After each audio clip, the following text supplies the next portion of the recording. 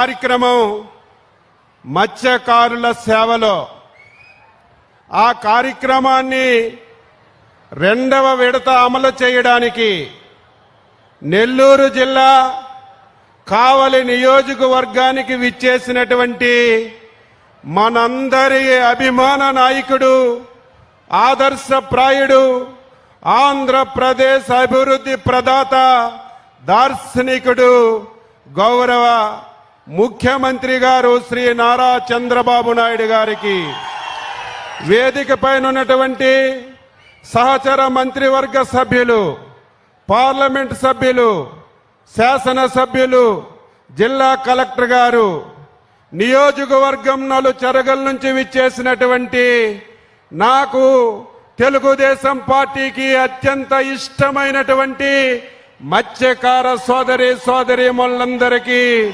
పేరు పేరున శిరస్సు వంచి హృదయపూర్వకమైనటువంటి నమస్కారాలు తెలియజేస్తున్నాను. 1982వ సంవత్సరం విశ్వవిఖ్యాత నట సార్వభౌముడు నందమూరి తారక రామారావు గారు తెలుగుదేశం పార్టీని పెట్టిన విషయం మనందరికీ తెలుసు. తెలుగుదేశం పార్టీ పెట్టి 44 సంవత్సరాలు సుదీర్ఘమైనటువంటి ప్రయాణం జరిగింది. ఈ 44 సంవత్సరాల ప్రయాణంలో తెలుగుదేశం పార్టీకి, చంద్రబాబు నాయుడు గారికి ఎన్నో కష్టాలు వచ్చాయి, ఎన్నో ఇబ్బందులు వచ్చాయి. కానీ 44 సంవత్సరాల్లో ఎన్ని కష్టాలు వచ్చినా, ఎన్ని ఇబ్బందులు వచ్చినా చంద్రబాబు నాయుడికి, తెలుగుదేశం పార్టీకి కట్టుబడినటువంటి వర్గం మన వర్గం, మన మత్స్యకార వర్గమని ఈరోజు ఘంటాపదంగా తెలియజేస్తున్నాను. అందుకే తెలుగుదేశం పార్టీకి గాని, ఆ రోజు ఎన్టీఆర్ గాని, ఈ రోజు చంద్రబాబు నాయుడుకి గాని, మన యువనేత నారా లోకేష్ బాబుకి గాని మత్స్యకారులు కుటుంబ సభ్యులుగా మనందరం కూడా భావిస్తున్నాం. ఎక్కడ ఏ మత్స్యకారుడికి ఏ సమస్య వచ్చినా వెంటనే స్పందించి పరిష్కారం చూపుతున్నాం. కానీ మనం కూడా ఆలోచన చేయాలి. ఎప్పుడు తెలుగుదేశం పార్టీ రాజకీయాలు చేయదు, విమర్శలు చేయదు. ప్రజలకి ఏమి చెప్తుందో, ప్రజలకి ఏ కష్టాలుంటాయో ఆ కష్టాలని పరిష్కరించడమే తప్ప ఇంకొక ధ్యాస ఎప్పుడు కూడా ఉండదు. అటువంటి సమయంలో ప్రజలు కూడా, మత్స్యకారులు కూడా చైతన్యవంతంగా ఉండవలసిన అవసరం ఉంది. మీరందరూ ఎప్పటికప్పుడు, ప్రజలందరూ ఎప్పటికప్పుడు జరుగుతున్న పరిణామాలన్నీ కూడా తెలుసుకోకపోతే భవిష్యత్తులో మనకి చాలా కష్టాలు వస్తాయనేది మనందరం కూడా గమనించాలి. ఒకసారి మీ అందరూ వెనక్కి వెళ్ళండి.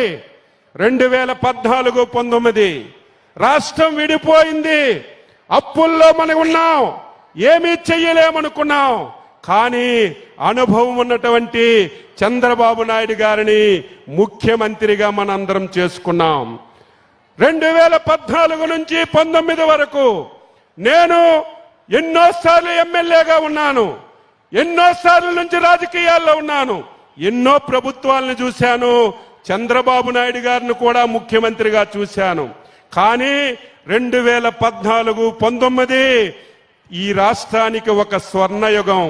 అందులో మత్స్యకారులకి ఒక స్వర్ణయుగం లాగా 5 సంవత్సరాలు చంద్రబాబు నాయకత్వంలో తెలుగుదేశం ప్రభుత్వం పనిచేసింది. కానీ 2019లో ఒక దుర్మార్గుడు మాయ మాటలు చెప్తే, మన కులాల మధ్య చిచ్చు పెడితే, ఆచరణ కానిటువంటి హామీలు ఇస్తే ఒక్క యామరపాటుతో 2019లో ఈ రాష్ట్రంలో చంద్రబాబు నాయుడు గారిని ఓడించారు. ఆ ఓటమి చంద్రబాబు నాయుడిది కాదు, ఈ రాష్ట్రానిది, 5 కోట్ల మంది ప్రజలదని నేను ఈ సందర్భంగా తెలియజేస్తున్నాను.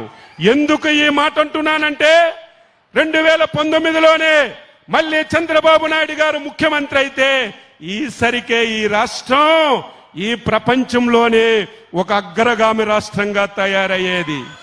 ఒక చిన్న యామరపాటుతో అగ్రగామగా ఉన్నటువంటి రాష్ట్రాన్ని 25 సంవత్సరాలు వెనక్కి తీసుకెళ్లిపోయారు. ఈ దేశంలో, ఈ ప్రపంచంలో ఎవరైనా సరే ఆంధ్రప్రదేశ్ పేరు చెప్తే అసహించుకున్నటువంటి పరిస్థితికి వచ్చిన విషయాన్ని కూడా మనం గమనించాలి. మళ్ళీ మొన్న చంద్రబాబు నాయకత్వంలో ఎన్డీఏ ప్రభుత్వానికి అచంచలమైన విశ్వాసం, నమ్మకంతో ఈ రాష్ట్రంలో అధికారాన్ని ఇచ్చారు. 21 మాసాలు పూర్తయ్యాయి. మీరు, నేను ఎవ్వరూ ఊహించలేదు. ఆంధ్ర రాష్ట్రం అంటే ఆమడ దూరంలో ఉండేవాళ్ళు. ఎవరికైనా ఈ రాష్ట్రానికి వచ్చి పెట్టుబడులు పెట్టమంటే ఎవ్వరూ వచ్చినటువంటి పరిస్థితి లేదు. అటువంటి తరుణంలో చంద్రబాబు నాయుడు గారు 21 మాసాల్లో మళ్ళీ ఒక నమ్మకాన్నిచ్చి, ఒక సమర్థతనిచ్చి దేశ విదేశాల నుంచి ఈ రాష్ట్రానికి వచ్చే విధంగా, పెట్టుబడులు పెట్టే విధంగా తీసుకొచ్చారంటే చంద్రబాబు నాయుడు గారి యొక్క సమర్థతని మనందరం గుర్తుపెట్టుకోవాలి. ఈరోజు మత్స్యకారుల సేవలో వచ్చాం. ఈ రాష్ట్రానికి పెద్ద ఆస్తి 1000 కిలోమీటర్లు సుదీర్ఘమైనటువంటి తీర ప్రాంతం ఉంది. ఈ జనాభాలో చాలా మంది ఉన్నారు. తెలుగుదేశం పార్టీ పుట్టినప్పటికీ పుట్టని వాళ్ళు చాలా మంది ఉన్నారు. పుట్టిన తర్వాత పెద్దయిన వాళ్ళు చాలా మంది ఉన్నారు. ఈ మధ్య కాలంలో యువకులుగా తయారైనటువంటి వాళ్ళు చాలా మంది ఉన్నారు. మీకు తెలియదే, 1982 విశ్వవిఖ్యాత నట సార్వభౌముడు నందమూరి పార్టీ పెట్టేసరికి మత్స్యకార గ్రామాలు ఏ విధంగా ఉండేయో కొంతమందికైనా తెలుసుంటుంది. ఏ మత్స్యవారి గ్రామానికి మౌలిక సదుపాయాలు లేవు, కరెంటు లేదు, తాగడానికి నీళ్లు లేవు, పాఠశాలలు లేవు, ఆరోగ్య కేంద్రాలు లేవు, రహదారులు లేవు. ఎన్నో అవస్థలు పడ్డాం. ఈరోజు ప్రతి మత్స్యకార గ్రామానికి మౌలిక సదుపాయాలు వచ్చాయంటే ఎన్టీ రామారావు, చంద్రబాబు నాయుడు, పంచాయతీరాజ్ మినిస్టర్గా మన యువ నాయకుడు లోకేష్ బాబు గారని ఈరోజు ఘంటాపదంగా చెప్తున్నాను. ఈ విషయాన్ని మీరు గ్రామాల్లో చర్చించాలి కదా.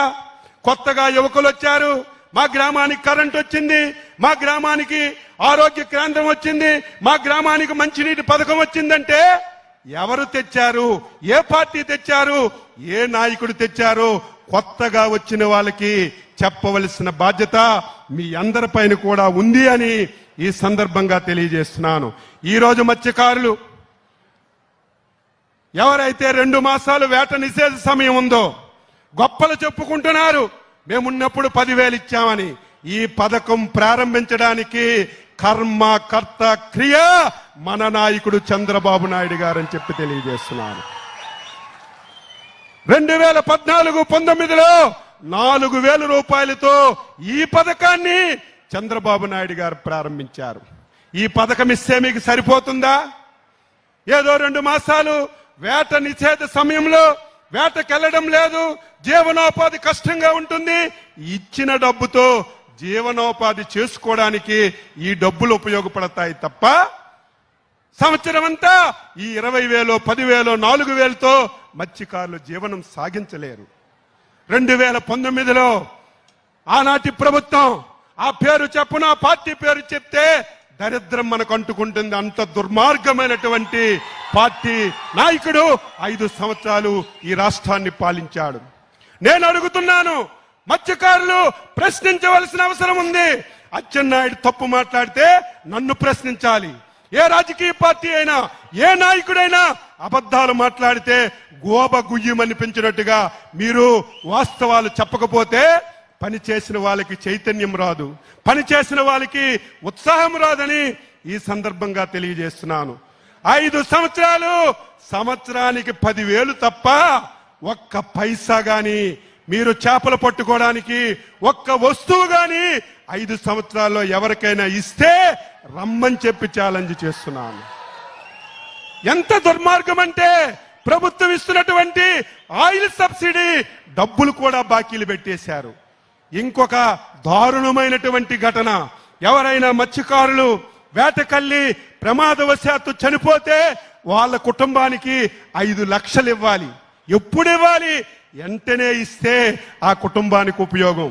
చంద్రబాబు నాయుడు గారు ముఖ్యమంత్రిగా బాధ్యతలు తీసుకున్నప్పటికీ ఈ రాష్ట్రంలో చనిపోయిన వాళ్ళకి డబ్బులు ఇవ్వలేదు, ఆయిల్ సబ్సిడీ ఇవ్వలేదు. ముఖ్యమంత్రి గారు ఒకటే ఆదేశించారు, ఆర్థికంగా మనకి ఇబ్బంది ఉన్నా, చాలా సమస్యలున్నా మత్స్యకారులు మన కుటుంబ సభ్యులు ఎంత పెండింగ్ ఉందో అంతా ఒక్కసారి మన ఆదేశాలు ఇస్తే అధికారం వచ్చినటువంటి నెల రోజుల్లోనే మీ అందరికీ ఆయిల్ సబ్సిడీ, చనిపోతే కుటుంబాలకు ఆర్థిక సాయం ఇచ్చి ఇప్పుడు చచ్చిపోయిన తర్వాత నెల రోజుల్లో 15 రోజుల్లో మీకు అందిస్తున్నాం. ఇది నిజమైన ప్రభుత్వం అని చెప్పి తెలియజేస్తున్నాను. 10,000 నుంచి 20,000 చేశాం. ఈ రోజు సాక్షి పేపర్లో రాశాడు మేమేదో తగ్గించేస్తున్నామని. ఆ పేపర్కి ఒకటే, ఈ దేశంలో 140 కోట్ల మంది ఇది మంచిదన్నా ఆ పేపర్లో అది చెడ్డదని రాయడం ఆ పేపర్కి అలవాటు అయిపోయిందని ఈ సందర్భంగా తెలియజేస్తూ 20,000 రూపాయలు ఇచ్చాం. గత సంవత్సరం 1,21,000 కుటుంబాలకి 241 కోట్లు ఇచ్చాం. ఈ సంవత్సరం 1,31,000 కుటుంబాలకి 264 కోట్లు ఇస్తున్నాం. ఇది ఇస్తూనే మళ్ళీ మీకు వల్లు ఇస్తున్నాం, బోట్లు ఇస్తున్నాం. మీరు పట్టుకున్నటువంటి చేపలు మార్కెట్లోకి తీసుకెళ్లడానికి, అమ్ముకోవడానికి మోపెడ్లు ఇస్తున్నాం, వెహికల్స్ అన్ని ఇస్తున్నాం. సమయం లేదు కానీ మొత్తం ఈ రాష్ట్ర ప్రభుత్వం మత్స్యకారుల గురించి చాలా కృషి చేస్తుంది. ఈ జిల్లాలో ఒక సమస్య ఉంది.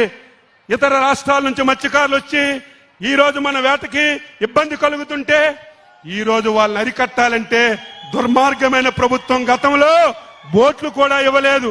మొన్న ముఖ్యమంత్రి గారు ఆదేశించి 4 బోట్లు కొన్నాం. దీన్ని 8 చేస్తాం.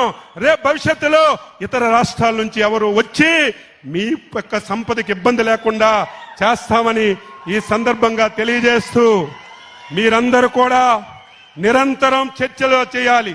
ఏ ప్రభుత్వం, ఏ నాయకుడు, ఏ ముఖ్యమంత్రి పని చేస్తున్నారో వాళ్ళందరికీ నిరంతరం మీరు అండగా ఉండాలని, ఉంటారని చెప్పి ఆశిస్తూ ఇందులో భాగస్వామ్యం చేసి అవకాశం ఇచ్చినటువంటి ముఖ్యమంత్రి గారికి మరొకసారి హృదయపూర్వక అభినందనలు తెలియజేస్తూ సెలవు తీసుకుంటున్నాం. జై హింద్. ధన్యవాదాలు సార్. తరువాత ఈనాటి కార్యక్రమాన్ని ఉద్దేశించి మత్స్యకార సోదరుడు సాయిబాబు గారిని మాట్లాడవలసిందిగా కోరుతూ ఉన్నాం. కొంచెం ముందుకు రమ్మా.